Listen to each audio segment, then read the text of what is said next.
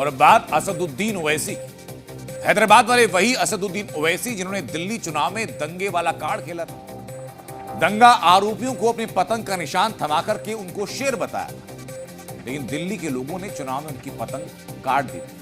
कल शाम फिर असदुद्दीन ओवैसी ने फिर जुबान खोली, हैदराबाद की चौक मस्जिद में तकरीर दी। कल त्योहार के मौके पर पूरे देश में होली और जुमे की नमाज अमन के साथ पूरी हुई थी, लेकिन ओवैसी का यह बयान आया और शाम होते होते बंगाल से लेकर झारखंड तक नफरत की आग सुलग गई। असदुद्दीन ओवैसी ने लगभग 2:30 से 3 बजे के बीच में तकरीर दी। तब तक देश भर में जुमे की नमाज पढ़ ली गई थी, होली भी खेल चुके थे लोग।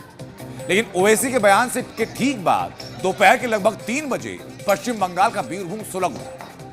शाम होते होते झारखंड का गिरिडीह भी नफरत की आग में झुलसने लगा।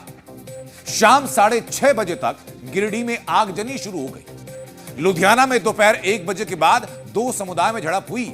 हल्की झड़प थी, लेकिन शाम 5:30 बजते यह झड़प एक बड़े हंगामे में तब्दील हो गई। यह इंपैक्ट होता है नफरत की आग झोंकने का, नफरती बोल बोलने का।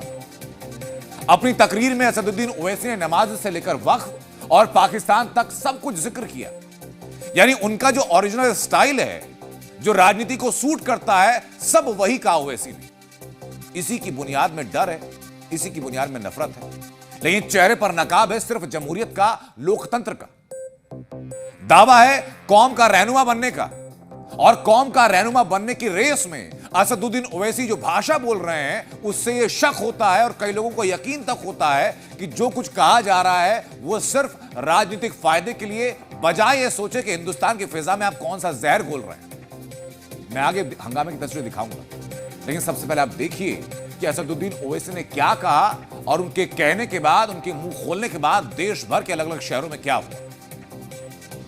कोई कहता है कि नहीं, अगर तुम्हारे को डर है तुम नमाज मत पढ़ो, घर में बैठ जाओ। तुम्हारे को अगर डर है तो मत निकलो, घर में बैठ जाओ। कोई कहता है कि जिस तरह मस्जिदों को कवर से कवर कर दिए, तुम अपने सर को कवर कर लो, मत निकलो। कोई कहता है कि दवाखाना अगर बन रहा तो मुसलमानों के लिए अलहदा उसमें हिस्सा कर दो। कोई कहता है बंगाल में कि अगर हम हुकूमत में आ जाएंगे तो बंगाल से मुसलमानों को निकाल देंगे। अरे मेरे भाई, वो डरपोक थे जो पाकिस्तान को भाग गए। ये जियालों की औलाद है, भागने वालों की औलाद नहीं है। इज्जत और वक़ार, डिग्निटी, वो आज कहां है बताइए आप। हमसे छीना जा रहा है। यह बताया जा रहा है कि तुम दूसरे दर्जे के शहरी, हम दूसरे दर्जे के शहरी कभी नहीं बनेंगे। तुम लाख बोल लो, हम तुम्हारा जमहूरी तरीके से मुकाबला करेंगे, मुकाबला करते रहेंगे। एक चीफ मिनिस्टर बोल रहे नहीं, जुम्मे की नमाज घर में भी पढ़ सकते। आप कब से फजीलतुल शेख बन गए? अब दीन मैं इनसे सीखूं। के शुभ अवसर पर हर राज्य में, हर शहर में दंगा फसाद हो, यही ओवैसी का प्लान था। ऐसे व्यक्ति पर प्रतिबंध लगाया जाए जो हमारे त्योहारों के दिन में ही कम्युनल वायलेंस हो, उस प्रकार का भाषण ओवैसी ने कल दिया है एक मस्जिद के अंदर। लेकिन हमेशा वो कहीं ना कहीं भय की राजनीति करती है। वक़्फ़ पे लेकर कर देंगे, हिंदू मुस्लिम पे कर देंगे। तो ये स्पष्ट कर देता है कि उनकी राजनीतिक सोच क्या है और उनका एजेंडा है। मुसलमानों को गुमराह करने वाली बातें हैं, अफवाह फैलाना है, मुसलमानों को मुश्तिल करना है, उनको उत्तेजित करने वाली बातें हैं। मुसलमान हिंदुस्तान में सुरक्षित है और किसी तरीके से कोई खतरा नहीं है।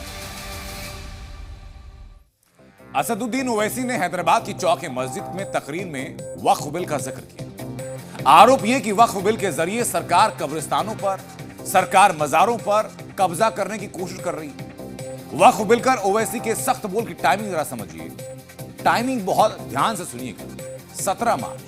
17 मार्च को जंतर मंतर पर वक्फ संशोधन बिल के खिलाफ मुस्लिम तंजीमें प्रदर्शन करने वाली हैं। इसके प्रोटेस्ट के 48 घंटे पहले ओवैसी बयानबाजी कर रहे हैं और उसका असर देश के अलग अलग शहरों में दिखाई पड़ रहा है।